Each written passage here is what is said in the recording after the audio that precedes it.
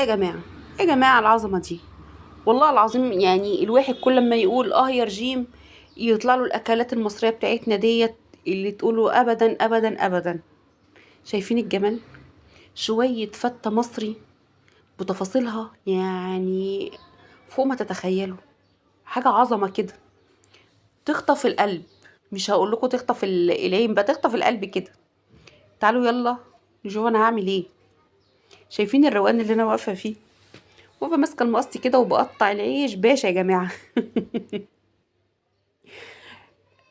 بصوا، يعني انت عايزه تقطعي بالمقص، عايزه تقطعي بايديكي الطريقه اللي تعجبك مبدئيا يعني اشتغلي بيها. انا جبت لكم من اول هنا من وانا بعمل العيش يعني. هجيب لك وانا بسلق اللحمه. انتوا عارفين احنا اللحمه بنسلقها ازاي يا جماعه. حبيتش بس ايه اطول عليكم الفيديو يعني عشان ما يبقاش ايه طويل بزياده. انا بقى بجيب العيش بقصقصه بالمنظر الطولي دوت، وبعد كده بقوم جايه مقطعه مربعات. انا عايزه اقول لكم والله انا كنت واقفه بشتغل بروقان، يعني مش عارفه كان ايه الروقان اللي انا كنت فيه ده. احب اقول لكم ليكي يا اختي العزيزه، حلوه يا اختي العزيزه، عشان انتوا غاليين عليا.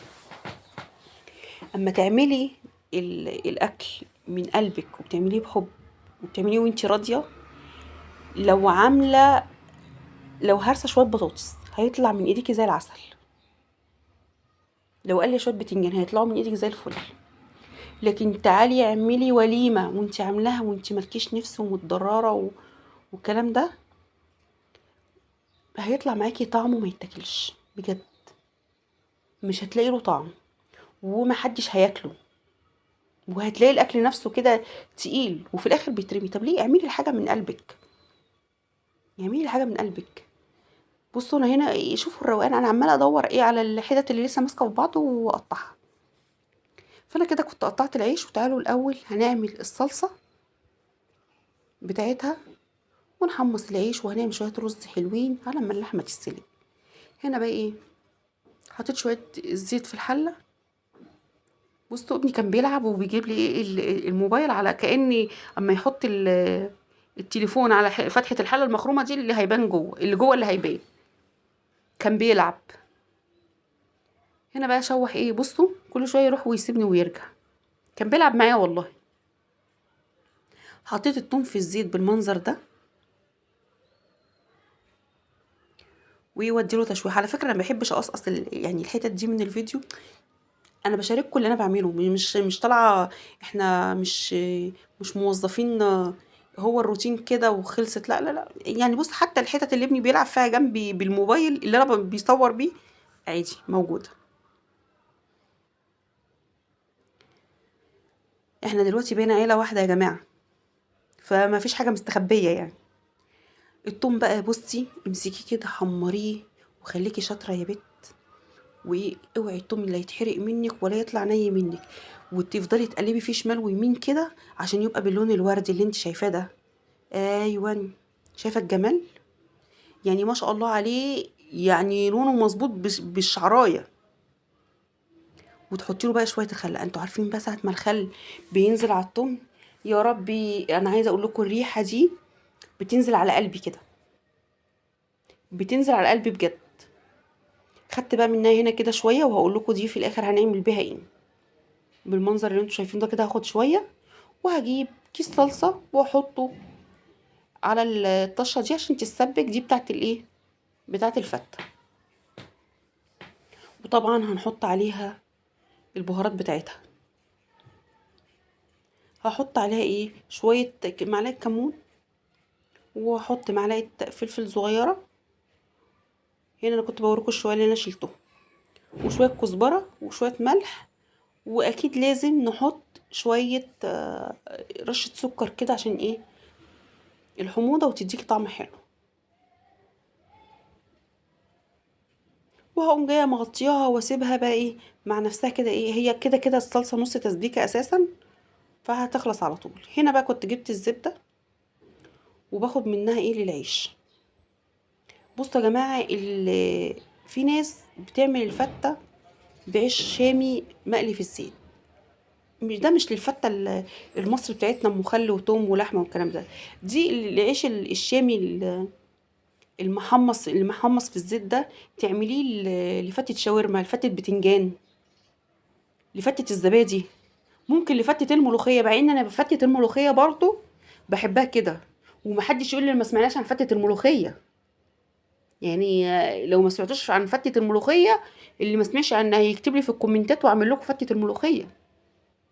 ده بصوا حاجة كده تحفة. خدت بقى العيش كده بالزبدة، وتديله حتة زبدة كده زيادة عشان العيش يتشرب منها. واقوم جاية محمصة العيش. وبعد كده نعمل شوية رز ابيض. يعني هما شوية رز مفهومش تفاصيل كتير غير حاجتين كده مختلفين. هو مبدئيا لما تيجي تعملي الرز الابيض، وخصوصا بتاع الفتة، حطي حتة زبدة مع زيت بيفرقوا في الطعم. وهتحطي كام واحدة لورا بالمنظر ده. وهجيب فصين 2 حبهان، بس هفتحهم بالمنظر. بصي بتفتحيه بايدك كده، هو من الجنب، انت مش بتفتحيه على الاخر. وتحطيه عشان يدي الرز طعم حلو مع بقى الفتة. بيختلف كتير طبعا. هنا هو قوم جايه مشوحه الرز، واحط له ملح وميته، وهيستوي عادي بعد كده. يعني هو ما فيهوش غير حته الزبده واللورة والحبان اللي انا قلت لكم عليها، ده بيفرق في طعم الرز بصراحه. تعالوا بقى هحط له ميته اهوت والملح، واديله كمان تقليبه، ونسيبه بقى مع نفسه يستوي. كده خلاص الصلصه جهزت. حمصنا العيش، الرز ولعنا عليه، اللحمه خلاص قربت هطفى عليها. فكده الدنيا تمام. حطيت ميه الرز وهنغطي عليه ونسيبه بقى لما يستوي كده كل حاجه جاهزه. بصوا هنا بقى جيت اجهز، لازم اكل وحدتين عيش بيبقى طعمه حلو. هتجيبي بقى الحاجه اللي انت هتحطي فيها، سواء بايركس سواء طبق كبير او اي حاجه، وتفضي فيها العيش. بصوا بقى الحركه دي، شويه شوربه في الطاسه اللي كنت بتحمري فيها العيش.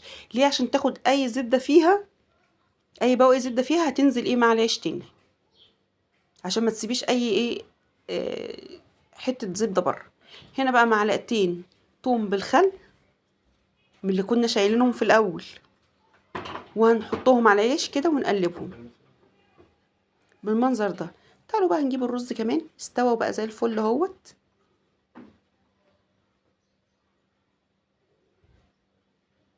وهنفضي على وش العيش.